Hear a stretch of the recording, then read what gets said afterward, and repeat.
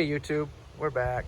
Maddox and I are working on his car a little bit, playing with things. Yesterday he adjusted his front coilovers to be able to fit his rotiforms on there. They are 19-inch rims, so his original adjustment for the stocks, he couldn't get that in there. So we got it there, we got it at the height we want it.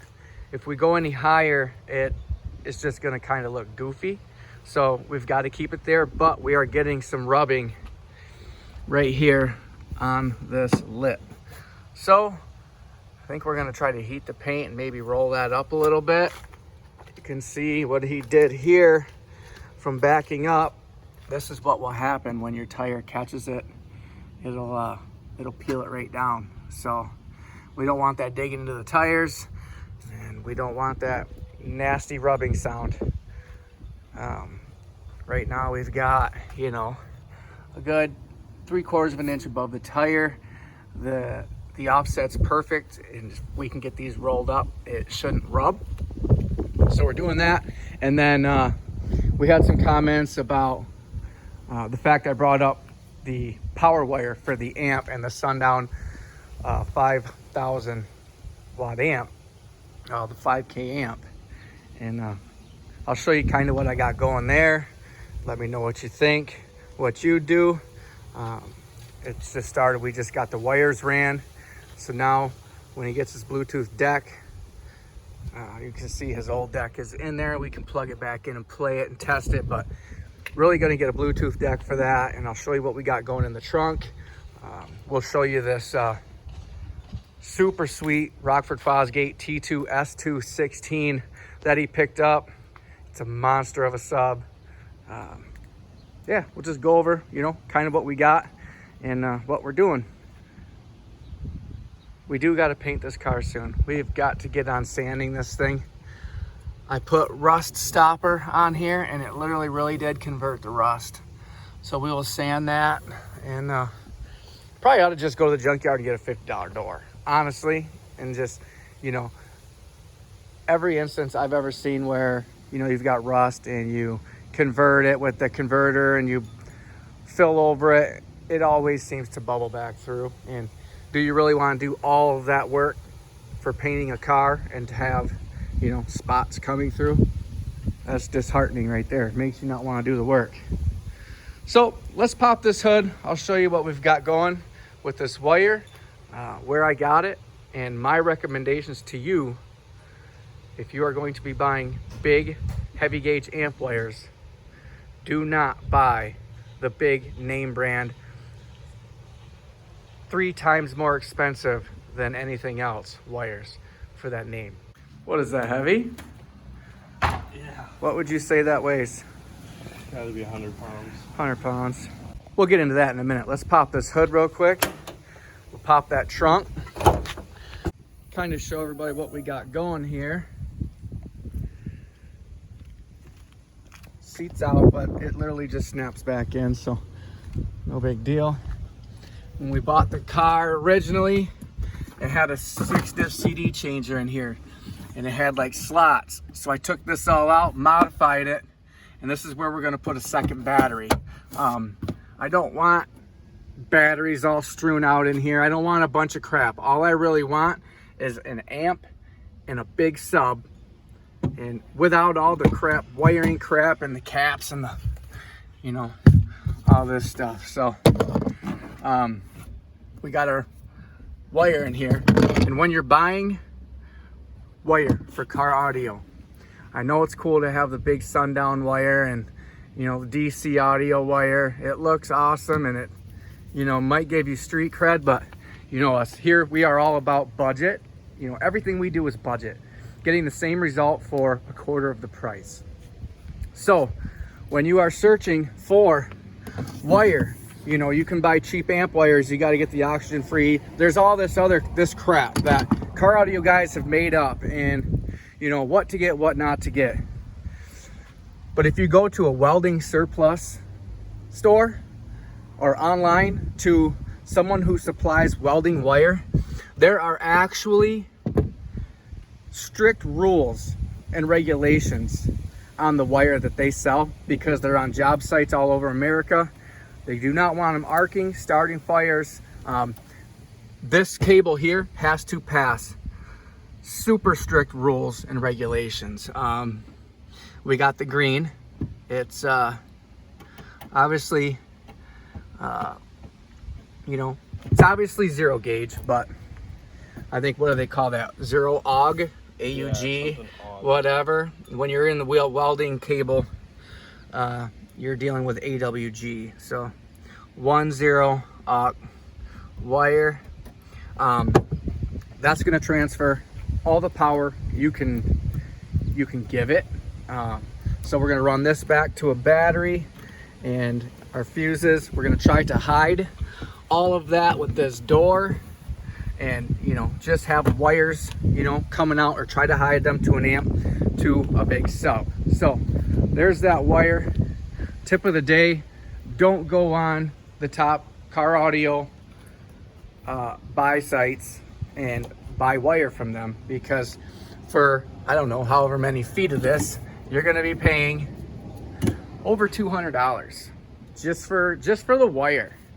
I get it. You want it to say DC, you want it to say Sundown. That's cool, but I just want effectiveness.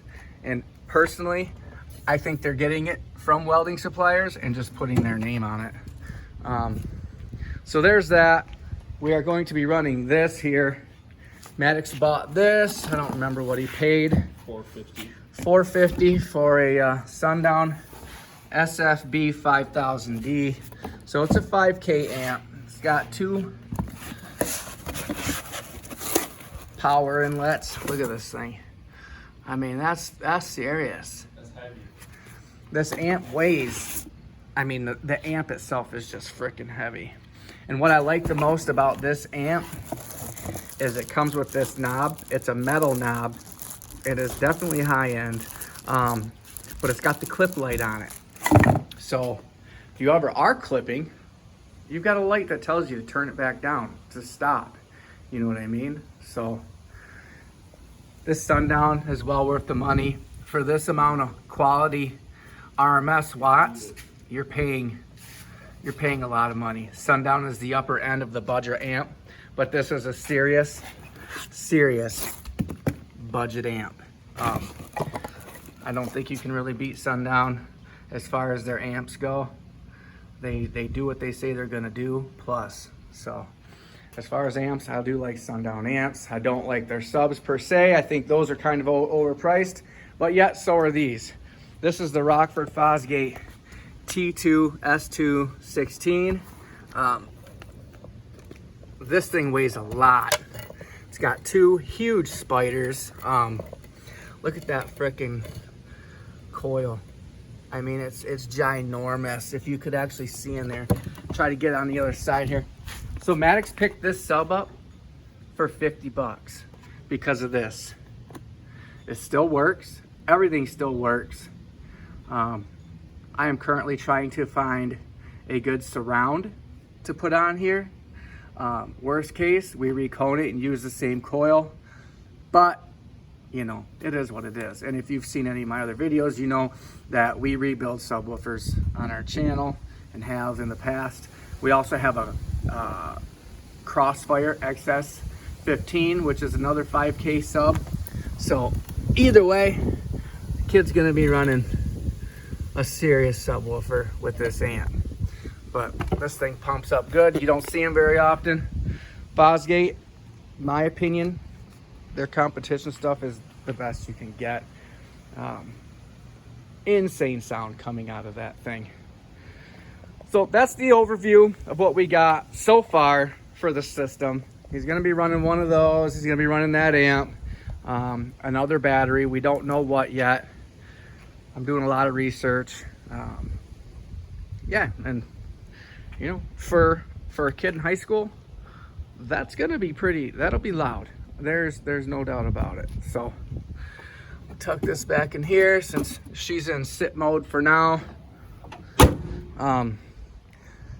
Let's get working on these fenders. See if we can't, you know, get them to where they're not scrubbing and pulling and rubbing like that. She's been out in the sun, so the paint's nice and warm.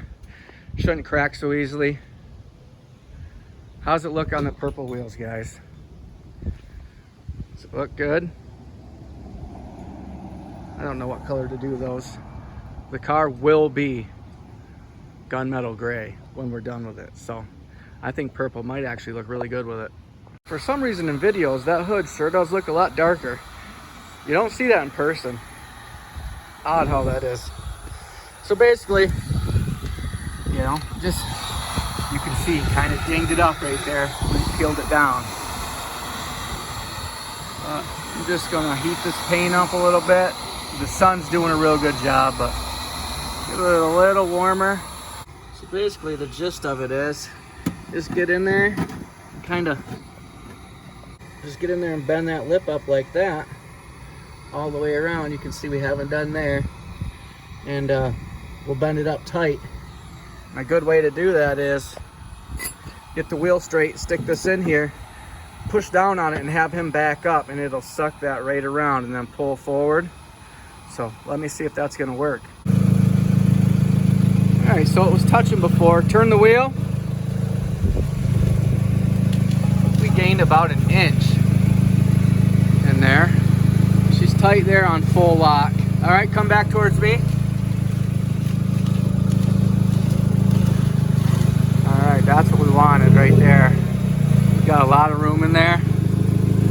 And then when we do new tires, he's gonna do a different size with a little bit of stretch to bring it in. These are actually super wide. You can see they stick out past the wheel. So a lot of it's, you know, your tire setup as well. So, but I think we made enough room there. I may go through with something a little bit bigger. You know, just let me do the other side and we'll do a backup test and see how it sounds. Let's try the backup test.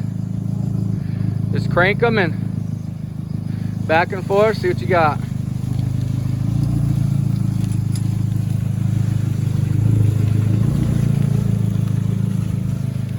I don't know how to do off big bumps though, but I know we got a lot more room.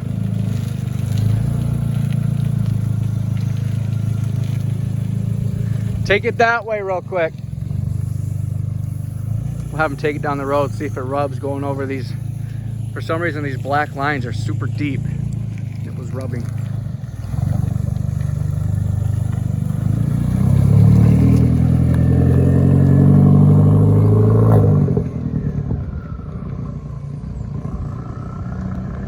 So if anything, it's better. If he has to come up another 1/4 inch, he can do that. We'd really like to try to make it work at the height it's at.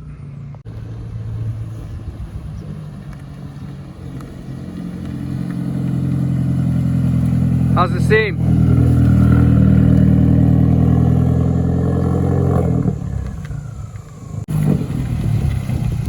Oop, I heard a little bit.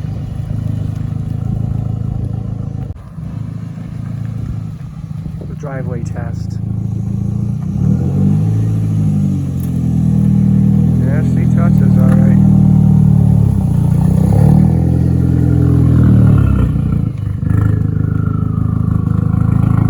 So would you say it's better? 100%. All right. I seen it still kind of rubbing on this side as you flex up through the driveway, but I mean, a lot better. Worst case, you come up a 1/4 inch. I mean, you're still below the tread, so you're still gonna have that lowered look. And when we get, you know, obviously you got to put new tires on these wheels. So once you stretch these, it's going to be a lot better too. All right, I'm happy with that. Check out this jalopy Steel just got for $1,000. Thing runs and drives like a dream. It's got a couple dings and dents, but we like getting them like that. He just bought that a couple weeks ago. This just got dropped off here. Don't mind the garage, we've got too much stuff. So he's got some oil for it. Just bought a 6-inch lift for it. The other half is in the house. Gonna be lifting that truck 6 inches. He is looking for wheels and tires. We're gonna buy him used. As far as a lift, you know, rough country is about as budget as it gets. And obviously used wheels and tires are super budget. So that truck will have, you know, less than 2,500 bucks into it, and it'll, you know, it'll look better. Needs a bed put on it, or at least a bedside, rockers, and a front fender. But other than that, you know, sweet truck. So we've got that thing we're going to be working on. As far as this, it's a lot better. It does need a little stretch on the tires. Either way, we're on coilovers, so we can always go up 1/4 inch. That's no big deal. These are all just little things you can do at home, you know. And if you're looking at car audio and you want really good, thick, superior wire, go to the welding shops. What do you think about this? 50 bucks. Just that motor is worth 50 bucks. We could put an 18-inch frame on this thing, and it would decimate all. Seriously, it would. So that sub with this amp, you already know that's going to be insane. So that's where we're at today.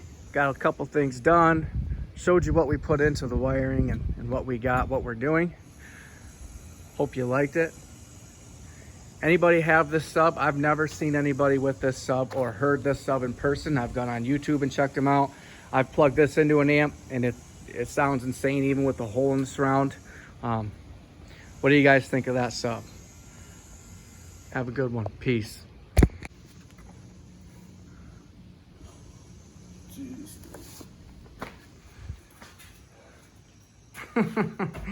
It's just awkward. I know, it's so odd. It's super awkward to carry. You know, 100 pounds isn't too bad in a bag of concrete. But on that, you just got 4 fingers on each side. It's almost painful to carry that thing.